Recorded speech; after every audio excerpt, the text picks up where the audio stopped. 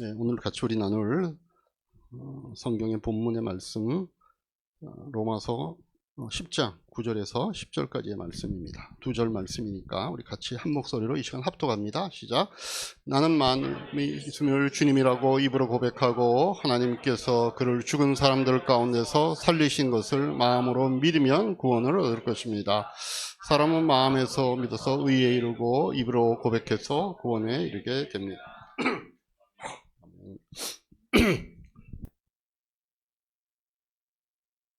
말씀 나누기 전에 우리 자녀들을 위해서 축복하는 시간, 이 시간 함께 갖겠습니다.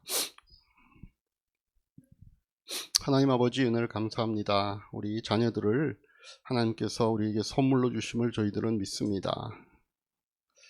그러나 우리에게 주어진 그 선물을 우리의 마음과 뜻대로 양육하기 위해서 우리가 하지 않아도 될 고민과 또한 욕심과 불만의 마음으로 자녀들을 대할 때가 얼마나 많은지 알 수 없습니다. 하나님이 주신 자녀 영혼이 하나님께서 책임지시고 하나님이 인도하시는 하나님의 계획이 있을 것을 저희는 믿습니다. 오늘 우리가 그와 같은 하나님의 신실하심에 의지하며 시편 121편 8절에 있는 말씀으로 우리 자녀들을 축복합니다. 주님께서는 내가 나갈 때나 들어올 때나 이제부터 영원까지 너를 지켜주실 것이다. 이 약속의 말씀이 우리 아이니와 성재와 지원이와 수연이와 호원이와 기원이, 수연이와 윤선이와 윤희의 인생 가운데 늘 함께하는 주님의 사랑의 말씀이 되도록 은혜를 베풀어 주시옵소서. 예수님의 이름으로 기도하옵나이다. 아멘. 우리 자녀들 자체 모임 위해서 이동하시면 되겠습니다가 없네요. 오늘은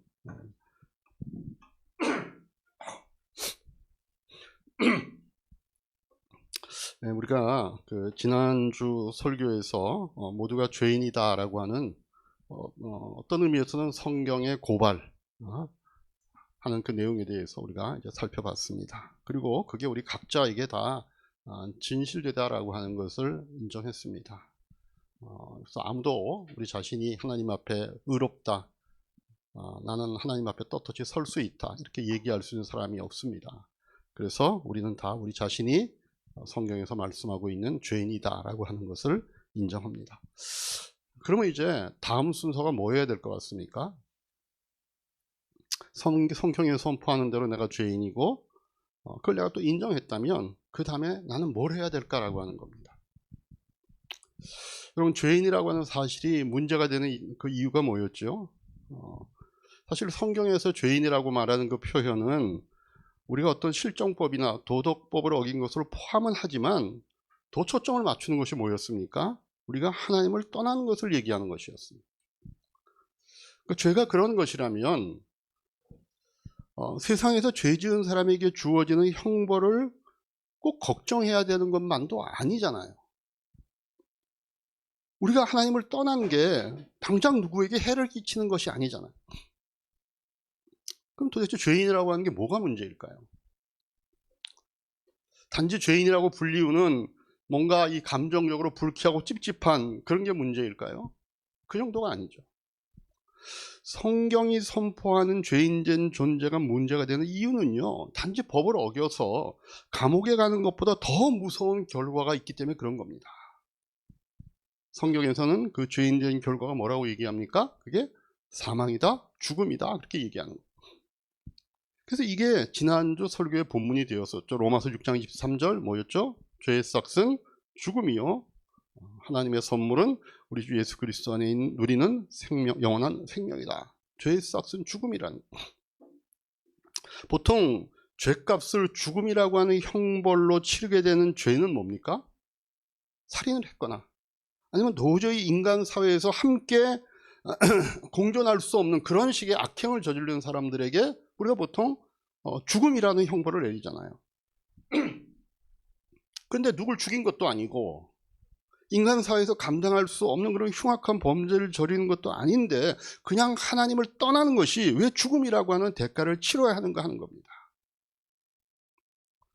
그거는요, 행위의 악랄함 때문이 아니라 생명의 근원 되신 하나님을 떠나는 것 자체가 그냥 내버려 두면 그 자체로 자연스럽게 죽음에 이르게 된다는 그런 뜻입니다.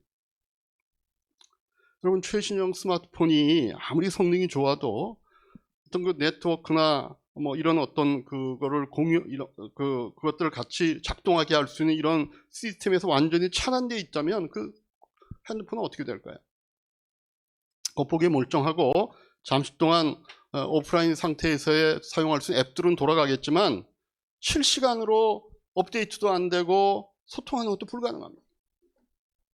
결국 배터리가 다 되면 그저 그것은 값비싼 하나의 장난감에 불과하고 말 겁니다. 하나님을 떠나는 인간의 상태도 그런 겁니다. 당장은 우리가 숨을 쉬고 사는 것 같아도 생명의 근원인 마치 서버와 같은 그 하나님으로부터 우리가 끊겼기 때문에 결국은 영적인 죽음을 향해 갈 수밖에 없는 존재라는 사실입니다. 그런데 우리가 잘 알듯이 사람의 운명의 설정값은 원래 죽음이 아니었잖아요. 하나님은 인간을 창조할 때 영원히 사는 존재로 창조하셨습니다. 인간은 하나님을 닮은 존재로 창조가 되었고 그에게 하나님의 영이 불어넣어졌기 때문에 하나님과 교제하면서 하나님이 영원하듯이 그 교제의 대상인 영혼도 영원하도록 창조된 것이 인간의 운명이었던 겁니다. 근데 인간이 거룩하신 하나님이 도저히 함께할 수 없는 그 죄를 지음으로 말미암아 하나님과 분리되었습니다. 자신의 영생의 근원의 그 원천이었던 그 하나님에게서 분리된 인간은 어쩔 수 없이 이제는 유한한 존재가 되고 말았습니다. 그 유한한 증거가 뭐예요? 죽음이라는 거예요. 그게 죄된 인간의 실상입니다. 죽을 수밖에 없는 유한한 존재로의 전락입니다. 그리고 그 죽음은 그냥 순간으로 끝나는 것이 아니라 하나님과 분리된 상태, 다시 말하면 지옥의 상태로 영원해지는 거예요. 죄를 짓기 전에 인간의 상태가 낙원의 상태로서 영원이었다면 죄인이 되었기 때문에 이제는 우리가 지옥의 상태로서의 영혼을 살아야 되는 처지가 되었다라고 성경은 얘기합니다. 자, 그럼 그게 우리를 향한 성경의 선포라면, 그래서 내가 이제는 영원한 지옥의 상태에 처하게 되었다면 그럼 이제 나는 어떠한 자세를 취해야 되는가? 내가 그럼 뭘 해야 되는가? 하는 것이 제가 설교의 첫 부분에 드린 질문입니다. 핵심입니다. 뭘 해야 될까요? 해결 방법을 찾아야 되지 않겠습니까? 네? 내가 그런 상태로부터 구원받을 방법을 찾아야 하는 것이 자연스러운 태도입니다. 정말 내가 그런 죽음 상태에 처하지 않을 수 있는 그런 어떤 구원의 길이 있는지, 있다면 내가 어떻게 해야 되는지를 묻고 찾아야 되겠죠. 나는 괜찮아 뭐. 난 뭐 죽는 거 두렵지 않아. 뭐 이렇게 버티고 있으면 되는 건가요? 많이 나는 괜찮습니다. 나는 괜찮아요. 뭐 죽음 뭐 그까짓 거 뭐 이런 사람이 있다면요. 아직 그 사람은 죽음이 무엇인지 잘 몰라서 하는 사실은 허세잖아요. 실제로 죽음 앞에 직면하면 태도가 바뀔 수밖에 없습니다. 우리가 잘 알듯이 마태복음에 보면 우리 노아의 그 홍수가 일어날 때의 상황을 예수님이 예를 드시잖아요. 뭐라 그래요? 홍수 이전 세대에 노아가 방주에 들어올 때까지는 사람들은 먹고 마시고 장가가고 시집가며 지냈다. 홍수가 나서 그들을 모두 휩쓸어 가기까지는 그들은 아무것도 알지 못했다. 인자가 올 때도 그러할 것이다. 노아가 방주를 지었잖아요. 120년을 지었잖아요. 계속 다니면서 이제 홍수가 내리고 세상이 멸망할 거니까 모두가 다 이제는 준비하고 이 방주 아래 들어올 그 준비를 하세요. 그랬더니 사람들이 다 뭐라 그랬을까요? 말도 안 된다. 지금 무슨 소리냐 그러고 계속해서 자신들이 살아왔던 삶을 그대로 영위하고 있었습니다. 언제 홍수가 나? 무슨 이런 얘기가 있어요. 왜냐하면 그때까지 세상에 홍수라는 게 없었거든요. 근데 정말 때가 되어서 홍수가 나고 비가 계속 내리면서 땅에 다 홍수가 나서 드디어 막 물이 차오르기 시작했을 때 사람들이 방주로 몰려왔겠죠. 뭐라 그랬겠습니까? 와서 뭐 닫혀있는 방주의 문을 두드렸지만 계속 살려달라 그랬겠죠. 내가 잘못했다, 내가 잘못 알았다, 내가 실수했다. 우리가 죽음을 진짜 당하지 않으면 사실은 그 죽음이 갖고 있는 무서움을 우리가 잘 모르는 겁니다. 그러니까 뭐 괜찮아 라고 얘기한다 그래도 그게 사실은 허세이지, 실제로 우리가 죽음 앞에 직면하면 우리의 태도는 바뀔 수밖에 없는 겁니다. 그럼 해결의 방법이 뭘까요? 감사하게도 성경은요, 해결의 방법이 있다고 합니다. 성경은요, 인간이 죄인이라고 하는 진단만 하고 끝내는 무책임한 의사가 아닙니다. 좋은 의사는요, 진단을 했으면 거기에 해결하는 해결책도 내놔야 좋은 의사죠. 성경은 그 진단에 대한, 우리는 죄인이어서 죽을 수밖에 없다라는 그 진단에 대한 처방도 내놓는 겁니다.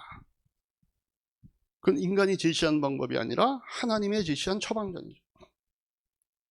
물론 죽음을 해결하고자 하는 노력은요, 하나님이 제시한 것과 관계없이 인간 역사 속에 계속 이어져 왔습니다.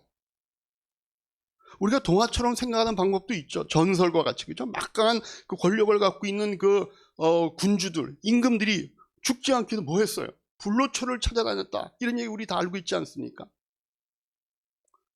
그래서 요즘 의학적으로 뭐 불로초가 사실은 이거였다 그러고 뭐 가끔씩 나오는 그런 무슨 식물들도 있잖아요. 그러나 살아생전에 그런 방법을 찾지 못하자 죽음 이후에도 영원한 삶을 기대하면서 무덤을 그런 소망을 닮은 곳으로 짓기까지 했잖아요. 그게 피라미드고 그게 진시황릉 같은 거 아닙니까? 현대 들어와서 의학적으로 그 노력들을 하잖아요. 노화를 늦추는 방법도 시작해서 생명을 연장시킬 수 있는 다양한 노력들을 지금도 과학계에서는 진행하고 있습니다. 엄청난 돈을 투자하고 여러분들이 요즘 열심히 하고 있는 그 주가를 주도하고 있는 것 중에 바이오 산업이 있는 거잖아요. 또 철학적으로도 비록 몸은 죽지만 인간의 명성은 계속 유지되는 것으로 인간의 불멸성을 찾아가기도 합니다. 그런 소망을 반영한 게 뭐예요? 호랑이는 죽어서 가죽을 남기지만 인간은 사람은 죽어서 이름을 남긴다. 이런 속담도 생기는 거예요. 인류는요, 자신들이 당면한 가장 실제적인 문제와 공포가 무엇인지를 너무 잘 알고 있기 때문에 그걸 해결하기 위한 노력을 할 수밖에 없었던 겁니다. 그게 죽음이잖아요. 근데 어떤 인간의 노력도 이 문제를 해결하지 못하는 겁니다. 그러면 하나님의 방법은 뭡니까? 사도행전 2장 21절의 말씀 같이 한번 읽겠습니다. 주님의 이름을 부르는 사람은 구원을 얻을 것이다. 다시 또 읽겠습니다. 그들이 대답하였다. 주 예수를 믿으시오. 그리하면 그대와 그대의 집안이 구원을 얻을 것입니다. 구원의 방법에 대해서 얘기하고 있습니다. 이 말씀들의 공통점이 뭡니까? 예수님을 믿으라는 겁니다. 예수님을 믿어라.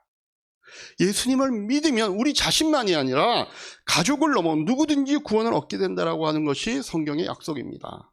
그래서 사도행전 10장 또 로마서에서 이런 얘기들을 하는 겁니다. 같이 읽습니다.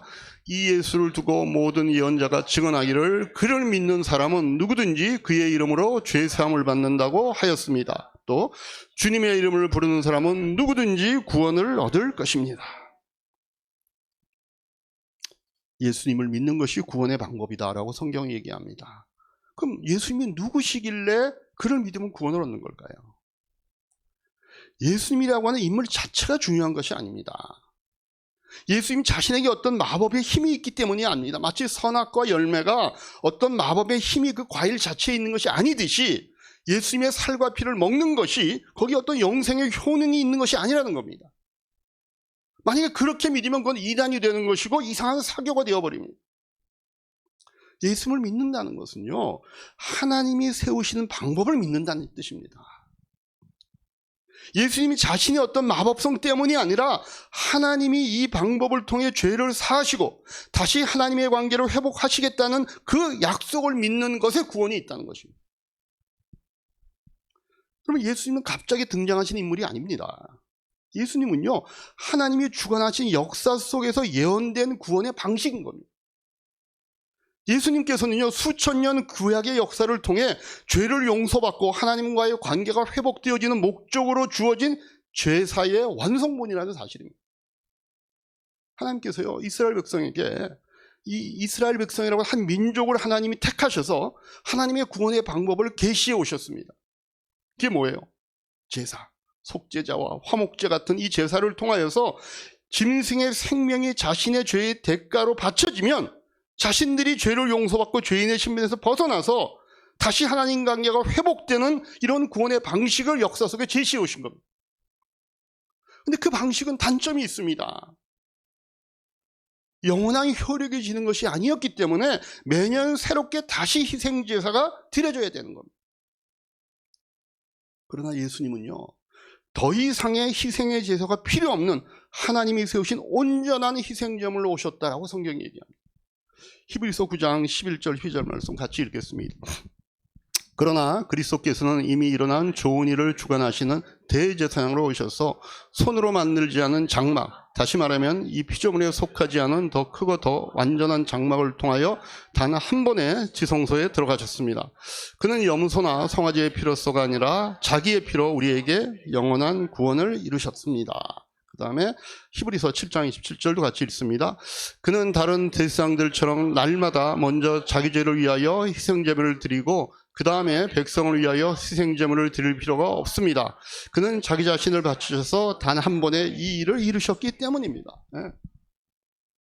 그래서 그 희생, 영원한 효력을 갖고 있는 희생제물인 예수님이 하나님이 우리를 위해 세우신 구원의 방법을 인정하고 받아들이는 사람들에게는요, 죄 용서와 함께 죄의 대가인 사망에 이르지 않고 원래 하나님이 창조하신 인간의 원형대로 하나님과 함께 영원한 생명을 가진 존재로 살아갈 수 있게 됐다라고 하는 것이 성경에서 얘기하는 구원의 프로세스입니다.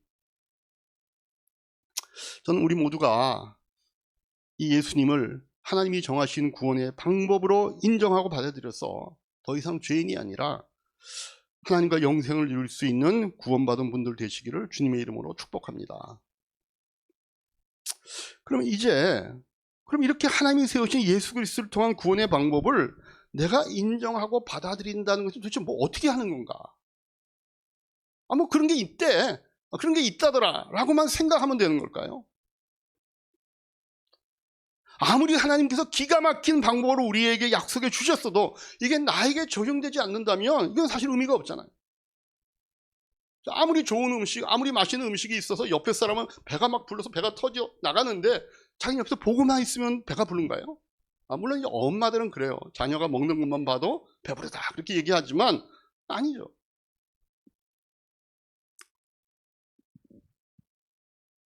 아무리 하나님은 우리에게 은혜로운 방법, 정말 우리에게 정말 유일한 방법을 제시해 주셨어도 그게 나와 관계되지 않으면 의미가 없는 겁니다. 근데 여기에 대한 답도 성경에 있습니다. 로마서 10장 9절, 오늘 우리가 본문이 되는 말씀입니다. 같이 한번 읽습니다. 당신이 만일 예수는 주님이라고 입으로 고백하고 하나님께서 그를 죽은 사람들 가운데서 살리신 것을 마음으로 믿으면 구원을 얻을 것입니다. 여기 아까 얘기했던 예수라고 하는 하나님이 세우신 구원의 방법이 나오죠. 근데 그걸 어떻게 하면 우리가 구원을 얻어요? 우리가 마음으로 믿고 입으로 고백하면 그를 구원 얻는다 성경이 얘기합니다. 보통 이 말씀에 근거해서 이 예수님을 주님으로 고백하게 하는 프로그램을 CCC라든가 내비게이터라든가 아니면 조이라든가 이런 전도단체에서 많이 사용했습니다. 지금 우리 교회에서도 예수영접 모임의 이 순서가 있습니다. 예수님이 자신을 위해 죽으신 하나님이 세우신 희생제물임을 인정하고 나의 구원자가 주님이 되었음을 우리가 입술로 고백하게 하는 그런 순서입니다. 그러면 단순히 예수님이 자신의 구주와 주님이 되신다는 이 사실을 입으로 고백만 하면 구원을 얻는 것인가? 답은 반반입니다. 왜 반반이냐면요, 그것이 단순히 입술로만 하는 고백이라면 구원받는 것이 아닐 수도 있다는 것입니다. 왜냐하면 9절 하반절에 뭐라 그래요? 마음으로 믿는다라고 하는 말이 붙어 있잖아요. 이거는요, 단순히 입으로만 하는 고백이어서는 안 된다라고 하는 것을 우리에게 의미하는 거 아니겠어요? 그 순서를 보자면 마음으로 믿고 입술로 고백하는 것이 맞을 텐데, 만약 마음으로는 믿지 않아도 입술로만 고백하는 일이 있을 수 있다는 것입니다. 그래서 이 구절을 더 보완해주는 구절이 있습니다. 우리 히브리서 6장 1절 2절의 말씀 같이 한번 읽겠습니다. 그러므로 우리는 그리스도 교회의 초보적 교리를 제쳐놓고 성숙한 경지로 나아갑시다. 죽은 행실에서 벗어나는 회개와 하나님에 대한 믿음과 세례에 관한 가르침과 안수와 죽은 사람의 부활과 영원한 심판과 관련해서 또다시 기초를 놓는 일이 없어야겠습니다. 여기 보면 우리의 구원 문제에 관해서 아주 중요한 두 단어가 나옵니다. 그것은 뭔가 하면 믿음, 우리가 지금까지 믿음에 대해서 얘기했잖아요. 예수를 우리가 입술로 마음으로 믿고 입술로 고백하면, 근데 그 입술의 고백이 진짜 거기에 우리의 마음이 같이 들어간 고백인가? 라고 하는 것을 우리가 보완하기 위해서 볼 때 성경에는 요 얘기를 같이 넣는 부분들이 있습니다. 그게 뭔가 하면 믿음만을 얘기하는 것이 아니라 거기 뭐가 같이 나와요? 회개가 같이 따라 나옵니다. 믿음이 단순히 마음이 없는 입술로만 하는 고백에 머물지 않도록 회개가 구원하는 과정에 같이 붙어 있습니다. 다시 말해서 성경은요, 하나님이 세우신 구원의 방식에 대한 반응으로 우리에게 요청하고 있는 것이 두 가지라는 겁니다. 하나는 회개이고 하나는 믿음입니다. 그래서 예수님께서 공생애를 시작하시면서 뭐라고 시작해요? 처음 선포하신 말씀이 뭡니까? 그 복음에 대한 반응으로 요청하신 것이 회개와 믿음이었습니다. 마가복음 1장 15절 같이 있습니다. 때가 찼다. 하나님의 나라가 가까웠다. 회개하여라. 복음을 믿으라. 그래서 저는요, 하나님께서 예수님을 통해 세우신 이 구원, 그 복된 소식이 우리 것이 되게 하는 방법은 이 두 가지 같이 있어야 된다는 거예요. 다시 말하면 회개와 믿음을 통해서 예수님께 반응하는 것이 우리의 구원의 방법입니다. 그럼 여러분, 믿음이 뭘까요? 믿음은요, 예수님에 대한 진실, 다시 말하면 그분이 주님이시자 우리의 구원 사역을 영원히 이루셨다는 그 사실을 하나님이 선포하셨다는 그 사실을 인정하는 겁니다. 하나님이 우리에게 선포해 주신 그 성경의 사실들, 그 예언에 이루어진 그 일들을 하나님이 선포하실 때, 아, 맞아요, 그 말씀이 맞습니다를 인정하는 것이 믿음입니다. 쉽게 얘기하면 하나님이 정하시는 구원의 방법이 예수님이라는 사실을 인정하는 것이 믿음입니다. 회개는 뭘까요? 막 우는 걸까요? 막 가슴이 아픈 걸까요? 뭘까요, 회개가? 회개는요, 예수님이 하나님이 정하신 구원의 방법을 인정하는 그 믿음을 기초로 해서 나의 삶의 방향을 전환하는 겁니다. 이전까지는요, 나의 삶과 나의 구원을 이루는 방법이 세상이나 또는 내가 발견할 수 있을 것이라고 믿고 살았던 마음으로부터 하나님이 세우신 방법으로 돌이키는 겁니다. 그래서 이 첫 번째 회개의 행위를 가리켜서 특별하게 회심이라고 부르기도 합니다. 마음을 돌이키는 것. 내 마음의 방향, 내 삶의 방향을 나로부터 예수님께로 전환하는 것이 회개입니다. 그러면 이 회개와 믿음, 이 둘 중에 어떤 것이 더 중요하거나 어떤 것이 더 먼저일까요? 사람이니까 생각해 볼 수 있지 않겠어요? 우리가 논리성을 갖고 있으니까, 그러면 두 가지가 떡 들어오면, 그러면 우리가 구원에 대해서 생각할 때, 그러면 회개를 먼저 해야 되나? 그럼 믿음을 가져야 되나? 근데 이거는 사실은 무의미한 질문입니다. 왜냐하면요, 회개와 믿음은요, 동전의 양면 같습니다. 그럼 500원짜리 동전에 뭐 있죠? 한 면에 뭐 있습니까? 학이 있습니까? 또 반쪽에 뭐 있습니까? 500원이라고 써 있습니까? 어떤 사람이 학이 있으니까 이건 500원이 아니네 이렇게 얘기하면 됩니까? 아니죠. 뭐 어차피 같은 동전을 갖고 얘기하는 겁니다. 동전의 양면은 그런 뜻이죠. 따로따로 나뉘어지는 것이 아니라 거의 동시적으로 이루어지는 겁니다. 회개와 믿음은. 그러니까 믿음은 회개할 수밖에 없고 회개하니 믿음이 분명해지는 겁니다. 그런데 성경을 보면 순서가 있는 것처럼도 보입니다. 아까 본 마가복음 말씀에 보면 예수님은 뭐라고 얘기하셨어요? 회개와 믿음의 순서에 있어서 회개부터 말씀하신 것 같아요. 뭐라고 하셨어요? 때가 찼다, 하나님의 나라가 가까이 왔다, 회개하여라, 복음을 믿어라로 가잖아요. 그래서 예수님은 회개부터 하라나 보다 이런 생각을 우리가 할 수 있는데, 근데 사도들이 선포하는 것을 보면 믿음이 먼저인 것 같아요. 왜 사도행전 16장 29절 31절 아까 우리가 봤던 한 구절의 배경을 같이 보면 되는데, 29절에서 31절까지 한 절씩 보십시다. 간수는 등불을 달라 해서 들고 뛰어들어가 무서워 떨면서 바울과 실로 앞에 엎드렸다.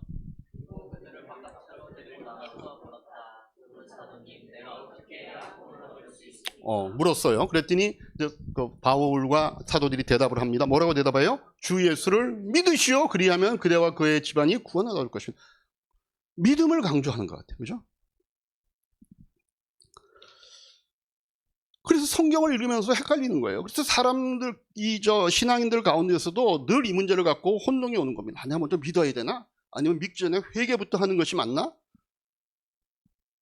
구원을 위하여 믿음이 먼저일지 회개가 먼저일지.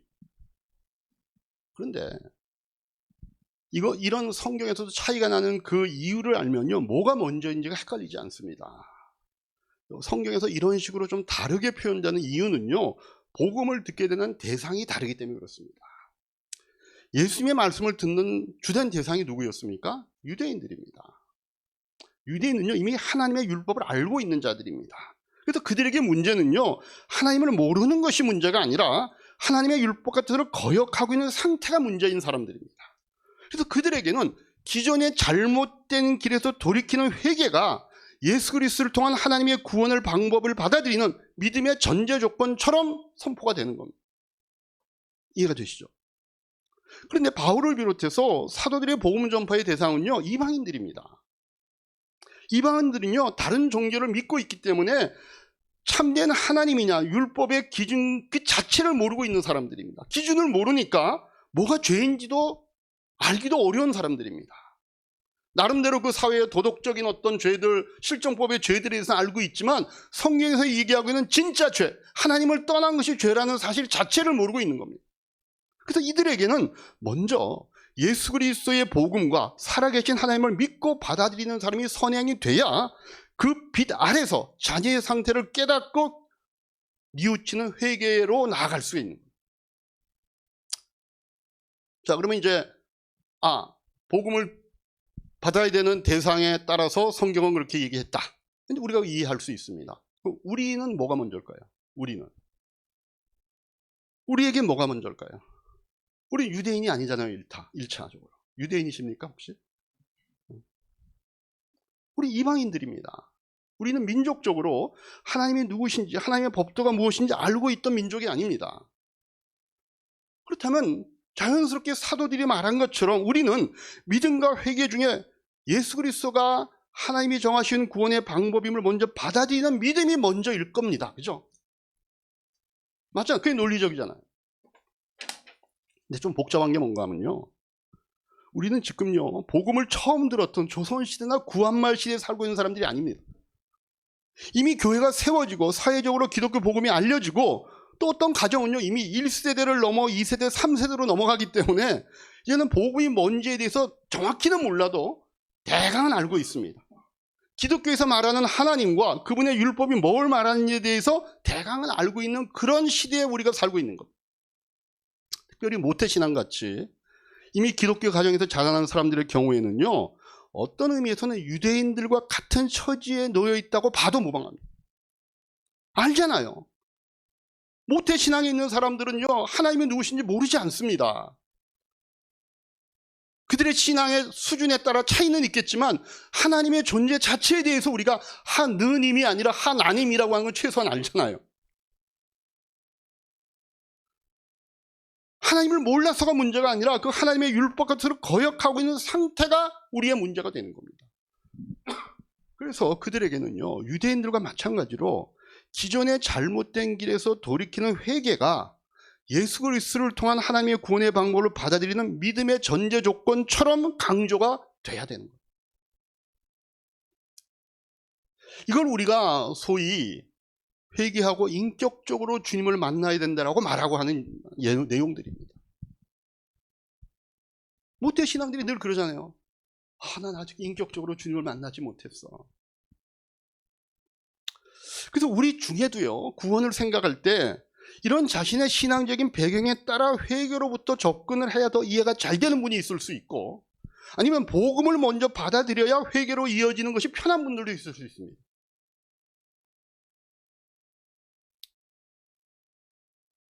본인 자신들은 어떤 경우인가요?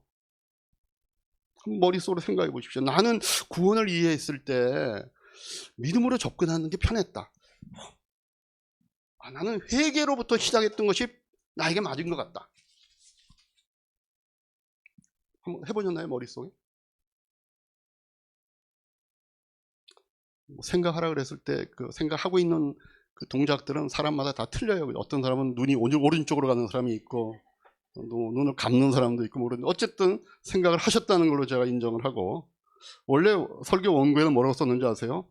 손을 들어 봅시다. 근데 아까도 말씀드렸다시피 제가 왜 손을 들자까지 안 가냐면요, 순서는 중요하지 않기 때문에 그렇습니다. 아까 이게 동전의 양면이라고 했잖아요. 이게 거의 동시에 일어나는 일입니다. 이게 모두 시차를 두고 하루 만에 회개하고 그 다음에 믿음이 오고 믿고 난 다음에 한 일주일 있다가 회개가 따라오고 그러는 것이 아닙니다. 논리적으로는 이게 두 개가 구별이 되어도 경험적으로는 거의 구분이 되지 않습니다. 뿐만 아니라 회개가 됐던 믿음이 되었던, 아니면 그 필요성을 느끼게 되었던 출발점이었던 나 자신이 죄인임을 자각하는 것을 포함해서 구원에 관계된 모든 것들은 내가 자력으로 할 수 없다는 사실이 제일 중요합니다. 목사님이 회개라고 했으니까 이제부터 내가 좀 회개부터 해갖고 어떻게 내가 구원에 대한 확신을 가져봐야지 라든가, 아니면 내가 예수님 바로 그분이 하나님이 제시한 구원의 방식이었구나를 내가 조금 더 강하게 믿어야지 라고 생각하는 것으로 내 구원이 이루어진다고 생각하면 이건 오산입니다. 우리가 할 수 있는 게 아니라는 것. 죄라는 것은요, 그냥 내가 도덕적으로 양심적으로 잘못을 저지르고 있다는 것이 아니었잖아요.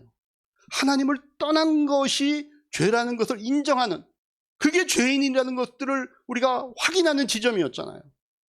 그럼 이런 자각이, 그런 내가 죄인이라는 이 자각이 인간 스스로 할 수 있는 문제가 아니라는 겁니다.